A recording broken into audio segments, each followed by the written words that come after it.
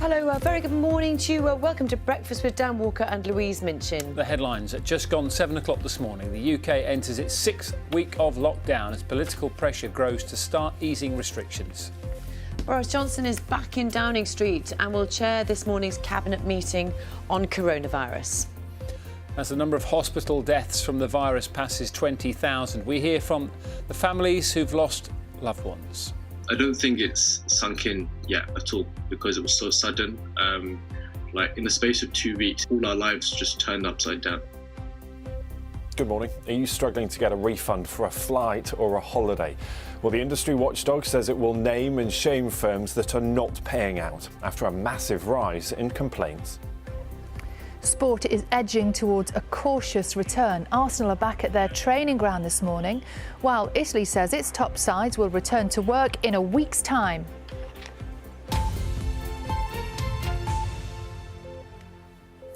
Good morning. It's Monday, the 27th of April. Boris Johnson will chair the regular coronavirus cabinet meeting at Downing Street this morning. This is the first time since recovering from the disease. One of the Prime Minister's first tasks is to decide when to ease the lockdown, with some Conservative MPs keen for the government to make changes sooner rather than later. John McManus reports. It was a low-key return to Downing Street for Boris Johnson yesterday. Unlike many of those waking up this morning, the Prime Minister will be back at his desk, chairing a meeting of senior cabinet ministers. And there's a lot to get through. Not least the growing pressure from some political colleagues and business people to either end or ease the lockdown, or even just sketch out an escape route. The government has repeatedly said that it will be led by the science, but in the end it's the Prime Minister who will have to decide on any change of direction. But the man who's been deputising for him said it would be irresponsible to announce concrete proposals until there was evidence to support them. We need to take a sure-footed step forward, which protects life, but also preserves our way of life. So we're very focused on doing the homework that can allow us to do that. But you're absolutely right. For example, the social distancing measures, applying them in different contexts, is going to be with us for some time. But Labour wants the government to publish its plans to help businesses prepare to adapt, and, it says, so it can work with Downing Street. And the matter of testing is one that has challenged the government. Many key workers have struggled to access one. It's now rolling out nearly 100 mobile testing units, but it has until Thursday to reach its own target of 100,000 tests carried out each day in England. Meanwhile, 413 more deaths were reported yesterday, the lowest daily figure this month. It took the total deaths in UK hospitals to 20,732, but those numbers don't include victims in the community or in care homes. Whatever the Cabinet in London decides about the lockdown, it won't necessarily be mirrored by the UK's devolved administrations. If, and it is an if, I'm not saying that we're likely to get into this territory, if the UK government took decisions that I thought were premature in terms of coming out of the lockdown, then clearly I would want to make sure that Scotland did what I judged was best to protect the population. And the next review of the lockdown restrictions is due in a week and a half. John McManus, BBC News. Well, let's get more on that right now. We're joined by our political correspondent, Jonathan Blake, who's in Downing Street. And we know that Boris Johnson is back there and there's plenty at the top of his to-do list, isn't there?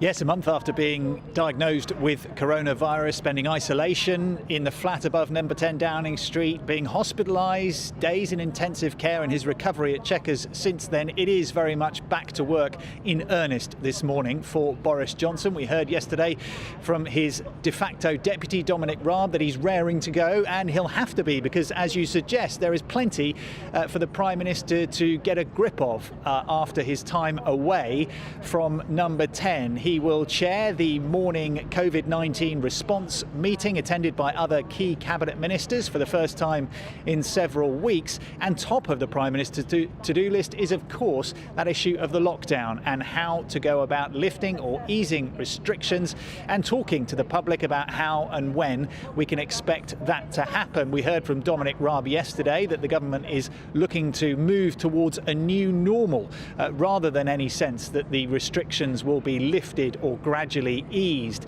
the kind of thing we're being told to expect is businesses and shops that can't open at the moment may well be able to do so, but with those social distancing measures in place. No word yet on whether we'll see the Prime Minister at today's daily news conference, but there will be relief inside Downing Street, at least, that he's now back at work.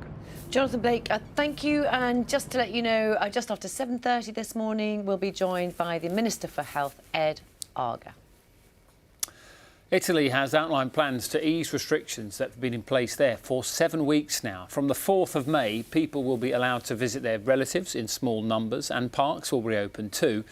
They recorded 260 new virus-related deaths on Sunday in Italy. That's the lowest daily figure since the middle of March. Spain has also recorded its lowest daily death toll in more than a month. It coincided with an easing of restrictions, which means that children are allowed outside for the first time in 6 weeks. Spain has had one of Europe's strictest lockdowns, but the government hopes to ease measures further to let everyone exercise outside. That's a story from Italy and Spain. Let's take you to China, where children have been allowed to go back to school today, including in Shanghai and the capital Beijing as well. Our correspondent Stephen McDonnell is there. And Stephen, it's always good to talk to you because I remember speaking to you seemingly, months ago now about how this virus was developing right back in January and in February. And give us an idea of those restrictions being a little eased across China. Well, we're seeing a cautious and gradual sort of step-by-step return to something like normality in China. Today in Beijing, Shanghai and Guangdong, final year high school students have gone back. They're amongst the last actually in the country of that age group to return to school.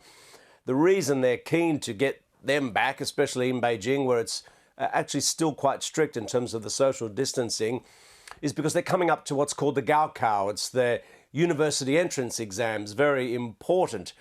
But this is at a time when there's still caution, but there's quite a bit of optimism here. For example, according to the official government figures, now I know that they might not be 100% correct, but they're saying that now in Hubei province, where this all started, there is currently not one coronavirus patient in hospital. Now, as I say this, somebody might be walking in the front door of a hospital and declaring themselves, because there are many who are testing positive but without symptoms. But nevertheless, it is quite something to have no official coronavirus patients in hospital in Hubei province. Good to talk to you, Stephen. Thank you very much. That's the latest from Beijing this morning on BBC Breakfast. A baby girl and a 3-year-old boy have been stabbed to death at their home in East London. Police were called to an address in Ilford at around 5:30 last night. The 1-year-old girl died at the scene while a boy died in hospital. A 40-year-old man was also taken to hospital with knife injuries. Police say all 3 were known to each other and that a murder investigation has been started.